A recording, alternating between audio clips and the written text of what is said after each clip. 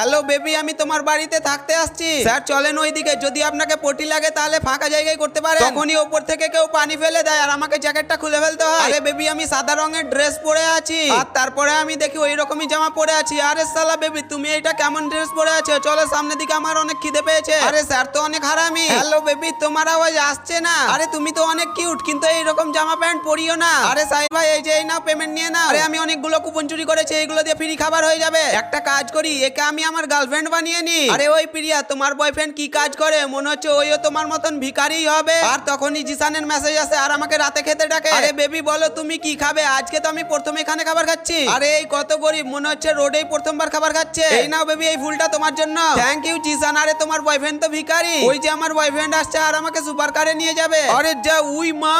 আরে যা জিসান স্যার, আপনি এখানে থাপ্পড় খেয়ে যাবে নাকি আমি সিকিউরিটিকে ডাকবো? তখনই জিসান আমাকে কোলে তুলে গাড়িতে বসায়। তবে বন্ধুরা, আগে কি হলো সেটা